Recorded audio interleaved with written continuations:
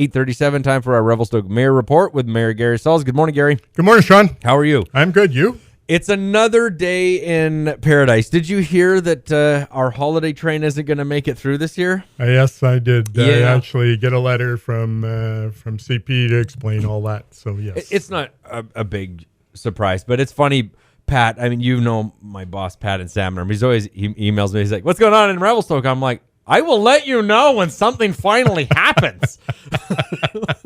Like, all right, Pat. Like, if there's a kids event I don't know about, please, for the love of God, let us know. So we had a bit of a fun couple of weeks. We like to stir the pot up a little bit. So the Hay Road there was a bit of controversy there. And we had some questions last week that you legally couldn't address. Right. But we did have a council meeting on Tuesday that's somewhat changed. So now we can talk a little bit more, not completely, but we can touch base on a few things, right? Yeah. Okay. So I'm just going to kind of fill you in. We had the public hearing last week, and then the bylaw came to council, and council did third reading on that bylaw to allow the proponent to go forward with their project. That still needs to be adopted by council at the next council meeting before it's a done deal and before we can legally talk about everything. So there's people out there that want me to make statements and whatnot. I'm not able to do that. But the one question that you had last week was, if it wasn't adopted, what can happen? So if it wasn't adopted, it goes back to what we call R1, single family homes, and they could build up to 55 homes. And so the proponent has proposed 59 or 60 homes. So that's kind of where we're at with that. So I can't really discuss anything more about that, but is there another question that you've got? So just sort of elaborating on that. So again, I could be wrong, but it didn't sound like he had plans for that. He has his game plan that he wants to do. Right. But if everything came falling apart and he had the finances to actually build out 55 houses, whatever, call it 50 even. Yep. You guys would just go, yeah, well, it is what it is. We can't. And it doesn't come to council. It's a simple thing. Oh, you don't have to? Yeah. Oh, okay. So that's the way that's the bottom line, because Stone Cold said so. Yeah. If you didn't change anything, if you could build 50, if he's got the millions to do it. Yeah. Okay. Well, so yeah, I know we can't expand further until it goes to the next phase, but did everyone pass it unanimously? Did I read that correctly? Yes. Okay. Good. All right. Any other questions, concerns? I don't think about Hay Road. I'm sure more will come up later on, but for now, you can't talk about it legally. So we got that one. That was the one main question I had about it. Okay. Good.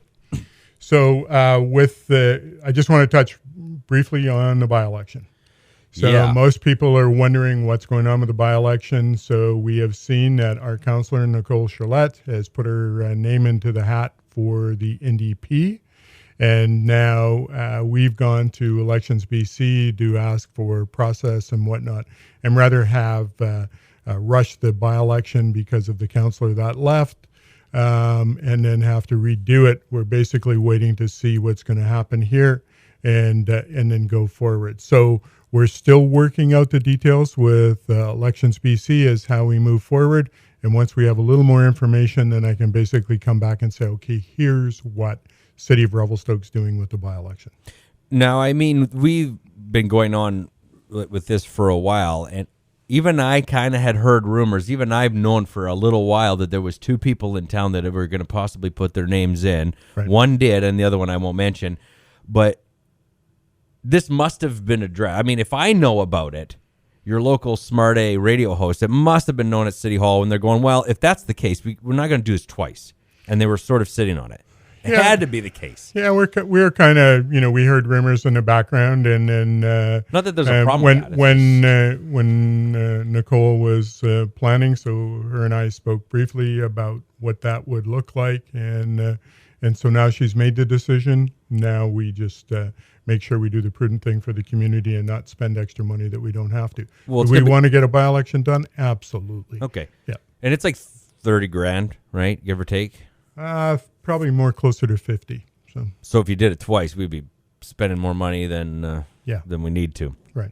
Okay. So yeah, I kind of had this figured in my head a while ago, but didn't say anything because I knew that there wasn't a certainty on who was putting their name in and moving forward. So, right. So yeah, and that's another thing. So with Nicole putting her name forward for NDP MLA here in our riding, that we just sort of sit tight and see how the election goes, and then we'll make a decision. Or, well, so we're working out with Elections BC. You know, do we kind of plan things as well as and wait for this and then do it right after, or are we gonna, you know, do we have some grace time here? We don't want this to go into the Christmas. Do we do it, you know, before Christmas? Do we do it after Christmas? What are we looking at? And so we're looking at all the parameters to make sure that we do it in a way that's going to work for the community. I'm trying to remember now. When is this council's term up? When would be an actual 2022? So end of October 2022. Okay. And so we're not within 6 months of general election. So we're legally mandated to do by-elections. Right. Okay. What about my idea? I thought it was good. I thought that you know, like a guest appearance every couple weeks. They don't have voting power. They can put in their 2 cents and you can take it verbatim and move on. You know, so you have Peter Humphreys 1 week, and wouldn't he be a hoot? And then, you know, Peter gets out, and then, you know, 2 weeks later you put in Bernanke. Then you remove Bernanke, and then you can put in you know, like Roberta Bobicki, and then you remove Roberta, and then the following week it's one of the Renault brothers, and then you could put me in there if you want some peanut gallery comments, and then, you know, you really got to go old school, right? You know, put in Dennis Baraducci in there, and he'll just start ramming on about hockey or whatever, and everyone will be like, Dennis, we're talking about like roads, and he'll be talking about hockey, but it could be entertaining, you know, and you never know, you might get a golden nugget and go, holy geez, Peter Humphreys made sense. You know what?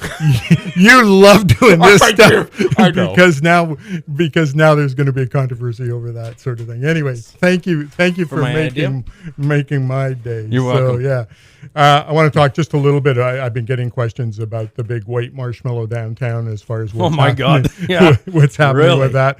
So I checked with staff yesterday just to confirm window frames are in. The glazing is currently being installed.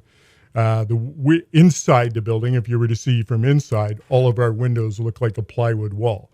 And so within a week, that'll be removed. The EFIS system, which is kind of the stucco stuff they're putting on, should be completed next week, or we're hoping that.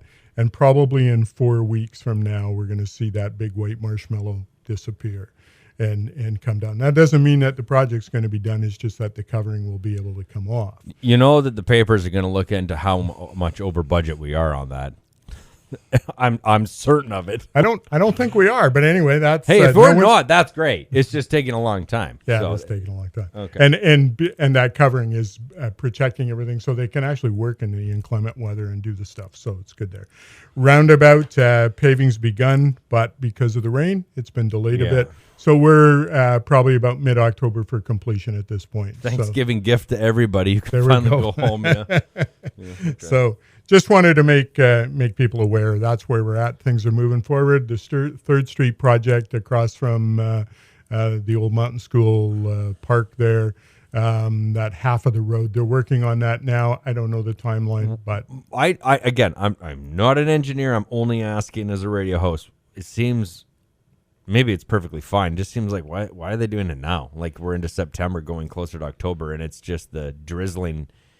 Well, they can get it done in fairly quick time, but you know, there's less traffic on that road now, or should be coming up here once this roundabout detour is off. So we are getting to our shoulder season. Yeah. Not that we have much of one anymore, but I'm assuming we'll have a little bit more of one this year.